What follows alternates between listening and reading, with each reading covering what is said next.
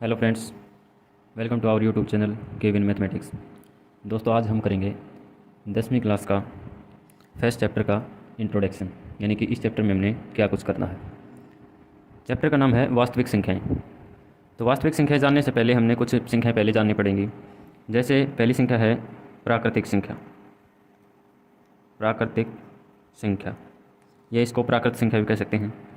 प्राकृतिक संख्याएं होती हैं जो संख्याएं एक से शुरू होकर अनंत तक जाती हैं, यानी कि जहाँ हम एक से शुरू करें, 1, 2, 3, 4, 5 और इन्फिनिटी तक, अनंत तक जाएं। उसके बाद हम सीखेंगे पूर्ण संख्याएं। पूर्ण संख्याएं क्या होती हैं? पूर्ण संख्या में हमने जीरो और ऐड कर दिया, यानी कि जहाँ हम जीरो से शुरू करें, 0, 1, 2, 3, 4, 5 और अनंत तक, जहाँ हम काउंटिंग कर सकते हैं वहाँ तक। उसके बाद हम सीखेंगे परिमेय संख्या। परिमेय संख्याएं वो संख्याएं होती हैं जिसको हम P/Q के रूप में लिख सकते हैं, और Q is not equal to 0, यानी कि Q है वो 0 के बराबर नहीं हो। प्राकृतिक संख्याएं और पूर्ण संख्या में एक अंतर है।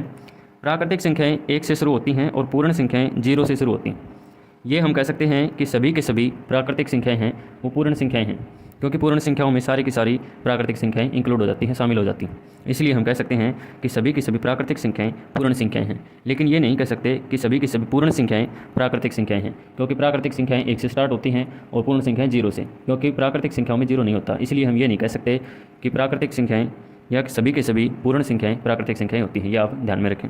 परिमेय संख्याएँ किस तरह से होती हैं? जैसे हम डिवाइड करते हैं और हमारा जो भागफल है वो जैसे आ जाए 0.57, यानी कि यहीं पे ख़त्म हो जाए, तो इसको हम कहते हैं शांत दशमलव। क्या कहेंगे इसको? शांत दशमलव। एक होता है जैसे कई बार हम कोई डिवाइड करते हैं और हमारा आंसर आता है जैसे 0.3333, इस तरह का जाता है, तो इसको हम कहेंगे शांत और रिपीटिंग, यानी कि वो पुनरावृत्ति हो जाती है। शांत भी कहेंगे इसको और पुनरावृत्ति हो गई इसकी। इस तरह की जो संख्याएं होती हैं वो संख्याएं होती हैं परिमेय संख्या, यानी कि इनका जो दशमलव प्रसार होगा वो इस तरह का होगा। या तो शांत, यानी कि पूरा का पूरा होगा, पूरा डिवाइड हो जाएगा, लास्ट में रिमाइंडर 0 बचेगा।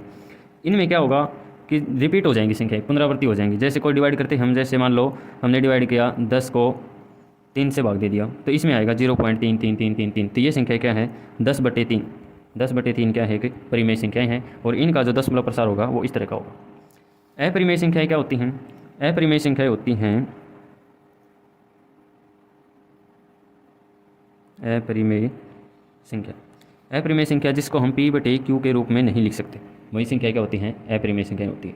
इसका जो दशमलव प्रसार होता है वो किस तरह का होता है? जैसे हम कोई डिवाइड करते हैं और हमारा आंसर आ जाए जैसे 0.5362, रिपीट भी नहीं हो और ये यहीं पे भी ख़त्म नहीं हो, जैसे 1, 5, 1, 2, 6, 3, 4, 2, यानी कि चलता रहे।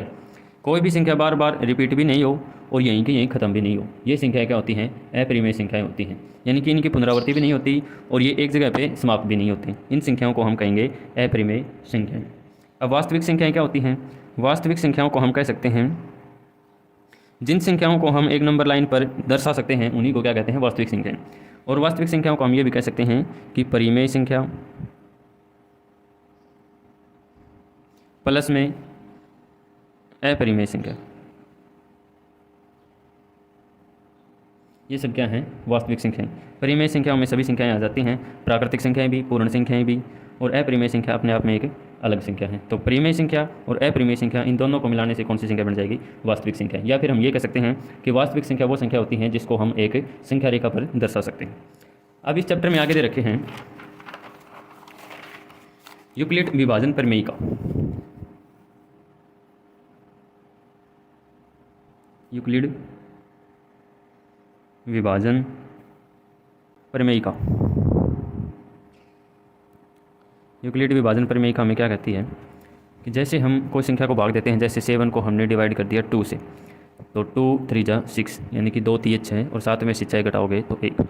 इसको तो हम कहते हैं भाजक, और जिससे डिवाइड करते हैं, सॉरी, इसको कहते हैं हम भाज्य। जिससे डिवाइड करते हैं इसको हम कहते हैं भाजक, और जो आंसर आता है इसको कहते हैं भागफल।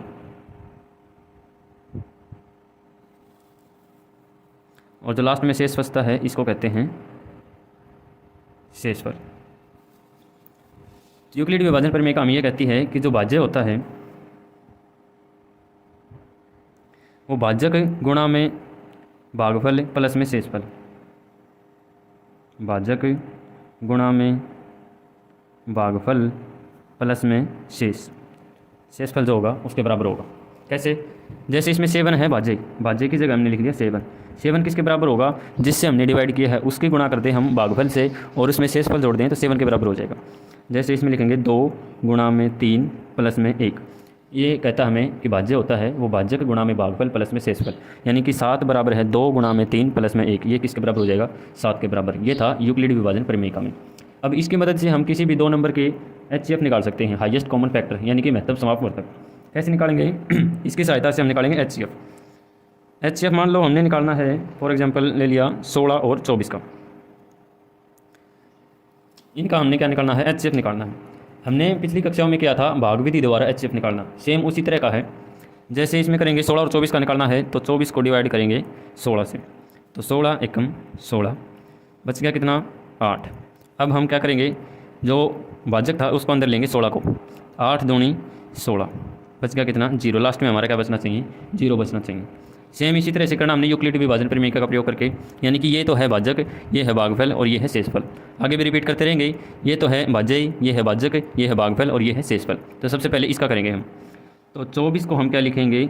16 गुणा में 1 प्लस में 8, तो 16 गुणा में 1 प्लस में 8। हमारा शेषफल 0 बचाना हमने, 0 अभी बचा नहीं, तो अब इसमें लेंगे 16 को क्या लिखेंगे? इस 16 को हमने लिखना है 8 गुणा में 2 प्लस में 0, तो 8 गुणा में 2 प्लस में 0। अब लास्ट में हमने किससे डिवाइड किया था? 8 से, तो इसमें कौन सा भाजक आया है? 8। तो हम ये कह सकते हैं कि 16 और 24 का जो HCF होगा वो क्या होगा? 8 होगा। 8 होगा इसका महत्तम समापवर्तक। ये था यूक्लिड विभाजन प्रमेय का प्रयोग करके हमने HCF निकाला। इससे आगे है, एक दे रखा है LCM और HCF के बारे में संबंध। कैसे दे रखा है? यानी कि जब भी हम 2 संख्याओं का LCM और HCF निकालेंगे और उनका संबंध उन संख्याओं से क्या होगा।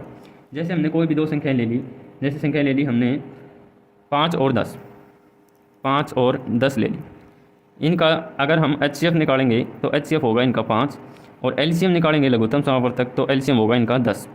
अब ये हमें एक फॉर्मूला है कि जो HCF निकाला है, HCF गुणा में LCM किसके बराबर होगा? पहली संख्या गुणा में दूसरी संख्या, यानी कि दोनों संख्याओं के गुणा के बराबर, यानी कि पहली संख्या गुणा में दूसरी संख्या, इसके बराबर। देख लेते हैं हम 5 और 10 का निकाला है। 5 HCF कितना है इसका? 5 गुणा में LCM कितना इसका? 10। LCM ले लिया हमने 10। ये बराबर होना चाहिए इन दोनों संख्याओं के गुणा के बराबर होना चाहिए। पहली संख्या क्या है? 5 और दूसरी संख्या क्या है? 10। तो इनकी मल्टीप्लाई करेंगे तो भी 50 बनेगा और इनकी मल्टीप्लाई करेंगे तो भी 50 बनेगा। तो हमें ये फॉर्मूला कहता है कि जब भी 2 संख्याओं का हम LCM और HCF निकालेंगे तो उन दोनों संख्याओं का जो संबंध होगा वो क्या होगा कि LCM जो निकाला है उसकी मल्टीप्लाई कर दो उसके HCF से, यानी कि LCM और HCF की मल्टीप्लाई बराबर होगी उन दोनों संख्याओं के गुणा के बराबर। फॉर एग्जाम्पल के लिए हमने ले लिया 5 और 10, इसका HCF होगा 5, LCM होगा 10। LCM और HCF की अगर गुणा करेंगे तो 5 × 50, और इन दोनों संख्याओं की गुणा करेंगे तो भी कितना बनेगा? 50। तो ये फॉर्मूला हमने ये कहेगा कि HCF और LCM की मल्टीप्लाई किसके बराबर होगी? पहली संख्या और दूसरी संख्या के बराबर। एक इसमें है अंकगणित की आधारभूत प्रमेय। ये हमने कहती है कि हम किसी भी नंबर के अभाज्य गुणनखंड करेंगे तो एक यूनिक नंबर होंगे, यानी कि सबका आंसर सेम आएगा। अगर हम किसी बच्चे को ये कहें कि आप 20 का अभाज्य गुणनखंड करके दिखाओ, तो सभी बच्चों के जो नंबर होगा, जो भी आंसर हमने निकाला होगा, वो सब का बराबर होगा।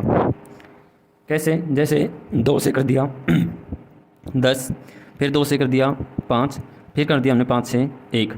ये कहता है हमने अगर ये नंबर आगे पीछे हो सकते हैं, जैसे 2, 2, 5, ये वाले नंबर बराबर हो सकते हैं, लेकिन जो इसके अभाज्य गुणनखंड बनेंगे वो सिर्फ यही बनेंगे 2 गुणा में 2 गुणा में 5 गुणा में 1। फॉर एग्जाम्पल के लिए मान लो कोई बच्चे को ये कह दे 20 को आप अभाज्य गुणनखंड करके दिखाओ, तो पहले वो ये कर सकता है कि जैसे कर दिया 5, 5 दूनी 5 चौके 20, फिर कर दिया उसने 2, 2 दूनी 4, 2, 1, यानी कि ये नंबर जो है ना वो आगे पीछे कर सकता है, लेकिन जो उसके गुणनखंड बनेंगे वो सिर्फ यही बनेंगे 2 गुणा में 2 गुणा में 5 गुणा में 1, इनके अलावा कुछ नहीं बनेंगे। यानी कि ये जो गुणनखंड होंगे वो एक यूनिक संख्या होगी, यानी कि यही नंबर बनेंगे, सबका आंसर यही आना। आगे हम करेंगे परिमेय संख्याओं का दशमलव प्रसार। किस तरह से करेंगे? परिमेय संख्याओं का दशमलव प्रसार में हमने कहता है परिमेय संख्याओं का दशमलव प्रसार।